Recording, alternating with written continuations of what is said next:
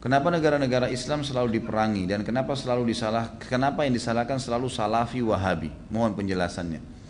Jadi teman-teman sekalian, Allah Subhanahu wa taala sudah mengatakan dalam Al-Qur'an Al-Baqarah 120. A'udzubillahi minasyaitonirrajim wa lan tarda ankal yahudu walan nasara hatta tattabi' millatahum. Hai Muhammad, kau dan pengikutmu tidak akan pernah diridhoi oleh Yahudi dan Nasrani sampai kalian mengikuti ajaran-ajaran mereka. Gitu. Gak bisa.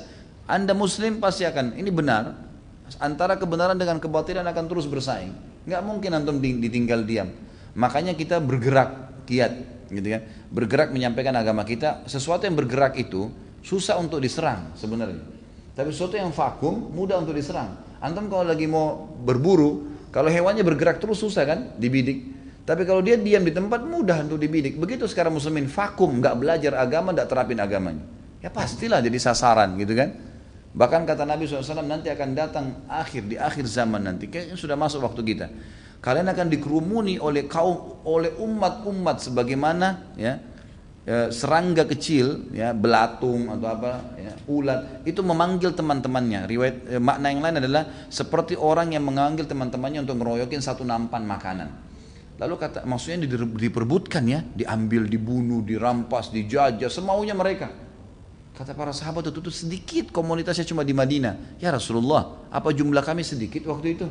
Kenapa mereka bertanya ini? Karena mereka waktu itu jumlahnya sedikit tapi orang-orang kafir banyak takut semua, gitu kan? Karena takut dengan kaum muslimin. Lalu kata Nabi SAW, tidak, kalian banyak sekali, tapi kalian seperti buih di lautan. Tidak ada sama sekali masalah. Lalu kata Nabi SAW, dan pada saat itu penyebab utamanya adalah wahan. Kata para sahabat, ya Rasulullah, apa itu wahan? Wahan ini kekacauan, kacau, gitu kan?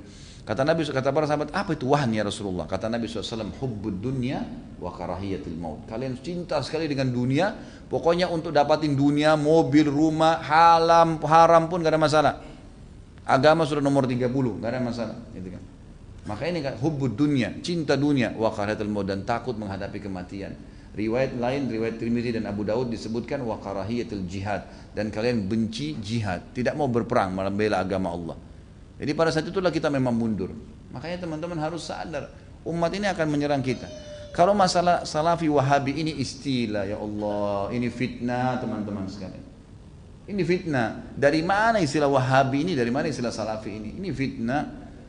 Sebagian teman-teman kita yang berpegang pada sunnah Nabi SAW sering mengatakan kita kembali kepada pemahaman salaf. Pemahaman salaf maksudnya sahabat. Salaf itu orang terdahulu. Dikatakan pesantren salafiyah, pesantren yang dulu tradisional, gitu kan. Jadi itu pemahaman kembali kepada salaful ummah. Hanya itu. Begitu dikatakan kembali kepada salaf sahabat, oh ini kelompok salafi namanya. Nisbatkan. Dari mana ini penisbatan ini, gitu kan? Kemudian Wahabi, apa Wahabi ini? Dari mana istilah ini? Ini keluar dari mulut orang-orang yang tidak bertanggung jawab. Kalau kita lihat cirinya orang Wahabi, yang dianggap Wahabi orangnya berjenggot jalankan sunnah Nabi. Kalau sholat ke masjid, istrinya pakai tutup aurat. Ya, di rumahnya jauh dari perbuatan dosa. Ini nih kelompok nih. Diolok-olok Wahabila. Saya pernah dimasukkan dalam grup, gitu kan. Saya lihat semuanya disatuin. Teman-teman dari semua ormas ada, termasuk nama saya masuk di situ. Banyak, mungkin ada 80 atau 100 orang ustadz, kiai dan seterusnya. Baru saya masuk di situ saya sudah baca. Ini banyak ustaz-ustaz Wahabi, dimain-mainin gitu, tulisannya pakai O. Wahabilah ini. Ini Wahabi ini suka tolak salawat, suka tolak zikir, suka tolak doa. Saya berpikir kalau saya mau tanggapin, ini 80 orang, 100 orang di situ, kemudian akan habis waktu saya menyita di situ. Sudahlah, saya keluar, minta maaf, saya nggak ada urusannya di sini, saya keluar. Karena yang bilang orang-orang yang pernah belajar di Saudi teman-teman benci sama zikir itu siapa? Anda yang fitnah itu. Gimana caranya? Orang yang belajar di Madinah, di Masjid Nabawi, di Mekah, zikir kepada Allah. Bahkan mereka paling banyak zikirnya kepada Allah. Mereka paling banyak zikir, tapi zikirnya pakai adab, nggak teriak-teriak, gitu kan?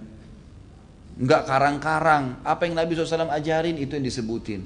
Adab sama Allah, subhanallah, subhanallah. Dilakukan, bukan tidak dilakukan. Tapi tidak ada subhanallah, alhamdulillah. Dibayangkan main-main, Allahu, apa ini? Ini apa ini? Ini kalau zaman Umar sudah diketuk semua kepalanya nih. Ngarang-ngarang gitu kan. Oh ini benci sama doa. Siapa yang bilang benci doa teman-teman sekalian? Antum nggak dengar tuh bagaimana Syekh Sudes berdoa sampai hampir 1 jam kalau sholat kunut. Itu yang dikatakan tuh, itu pentolannya Wahabi katanya. Baik berdoa kunut 1 jam, sampai orang semua pada menangis seluruh dunia, antum bilang itu Wahabi. Ini subhanallah ini. Benci doa itu namanya ajib. Sesuatu yang aneh gitu. Bagi saya tuduhan-tuduhan yang tidak beralasan sama sekali. Nggak beralasan nih. Yang penting dari Saudi Wahabi. Gitu kan.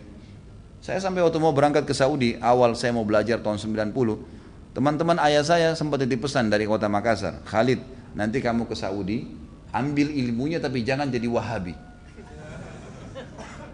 Baik, saya berangkat 6 bulan pertama teman-teman sekalian, semua guru yang masuk saya ketakutan lihat. Ini Wahabi nih. Apa ini Wahabi nih? Mau yang menakutkan ini. Kena wanti-wanti begitu. Lama-lama setelah guru masuk, setiap guru masuk di Madinah, wallahi saya bersumpah atas nama Allah teman-teman sekalian, tidak pernah ada sebutan nama Wahabi. Saya tidak pernah dengar kata-kata Wahabi dari mulut mereka. Wallah, yang ada cuman qala Allah, qala Rasul. Allah berfirman, Rasulullah bersabda. Wallahi, saya sumpah di sini, di masjid ini memang begitu ajarannya. Begitu ajarannya, qala Allah, qala Rasul. Qala Allah, qala Rasul selalu. Atau diikuti dengan penjelasan Ibnu Abbas, sahabat, Ibnu Umar, sahabat. Nih pemahamannya mereka, ini pemahamannya sahabat tentang ayat ini, tentang hadis ini. Itu yang kita pelajarin. Dan kalau ada masalah fikih didatangkan 4 madhab semua. Imam Syafi'i bilang begini ini dalilnya, Imam Ahmad bilang begini ini dalilnya, Imam Malik bilang begini, Abu Hanifah begini dalilnya. Jelas, semuanya begitu. Setelah 6 bulan saya berpikir, kok saya harus takut dengan orang-orang seperti ini ilmu semua disampaikan, gitu kan? Ilmu semua. Dan bagaimana mempertemukan antara ambil ilmunya, jangan jadi Wahabi. Bagaimana memahami? Saya nggak nyambung gitu. Gimana caranya? Gitu. Teman-teman sekalian, saya kasih jawaban secara akal sehat. Rasulullah SAW lahir di mana? Di Mekah. Ya, 13 tahun fase turunnya ayat-ayat Makkiyah di mana? Di Mekah. Baik, setelah itu Nabi SAW hijrah ke Madinah. Berapa tahun Nabi di Madinah? 10 tahun. Sampai meninggal kan? Kuburannya ada di sana. Demi Allah, Mekah sama Madinah markas Islam. Ada orang mengatakan itu markas Wahabi, markas ini tempat Nabimu lahir dan mati. Kok gimana sih? Lalu dikatakan itu ajarannya tidak benar, yang sesat. Padahal kalau kita duduk di majelisnya ulama, ini Rasulullah bersabda, ayat Al-Quran dalam surah ini, selalu itu. Silakan saya tantang siapapun teman-teman sekalian. Bukan tantang. Saya ajak anda kalau lagi umrah, yang mengatakan Wahabi, tolong anda datang ke Masjid Nabawi, Masjid Haram Mekah, duduk di majelisnya salah satu ulama situ. Coba dengarin apa yang mereka bilang. Coba jangan, atau mau bertanya silakan. Pasti mereka jawab, hukumnya qala Allah berfirman surah ini, Rasulullah bersabda begini. Itu isinya. Itulah yang mereka bilang Wahabi. Ini kemurnian agama teman-teman sekalian. Dan kalau anda tidak pertahankan kemudian agama, lalu siapa yang mau pertahankan? Ini aneh sekali gitu. Ini luar biasa, sebenarnya harus diluruskan. Mudah-mudahan Allah berikan hidayah ya. Banyak orang Islam yang tidak faham, ya, dia kukunya masih panjang, sholatnya masih Senin Kamis, ikut-ikutan Wahabi juga. Bukannya belajar, bukannya nanya, malah ikut-ikutan. Ini fitnah di tengah-tengah kaum muslimin. Kata Nabi SAW, Yahudi terpecah 71 golongan, Nasrani 72, umatku 73, semuanya di neraka. Mampir neraka dulu, nanti masuk surga iya. Kecuali satu, nggak pakai lewat neraka masuk surga. Kata para sahabat sudah tanya, siapa itu ya Rasulullah? Apa kata Nabi? Yang berpegang pada sunnahku dan sahabatku. Nah ini yang selalu ditunjuk Salafi, Wahabi ini yang selalu berkata Rasulullah bersahabat. Ini orang yang berpegang pada kemudian Islam. Teman-teman sekalian, berhenti dalam masalah istilah-istilah seperti ini. Ini bahaya, memperpecah umat dan macam-macam. Saya lihat beberapa di cuplikan YouTube saya, ada kata-kata di bawah. Oh ini pentulannya Wahabi nih. Ini mungkin ISIS nih. Nah ini mungkin ini nih. Ini mungkin ini nih. Padahal orang itu tidak kenal saya. Bagaimana pertanggungjawaban dia hari kiamat di depan Allah? Coba nuduh saya. Bisa ketemu sama saya minta maaf nggak? Kalau nggak ketemu, gimana coba?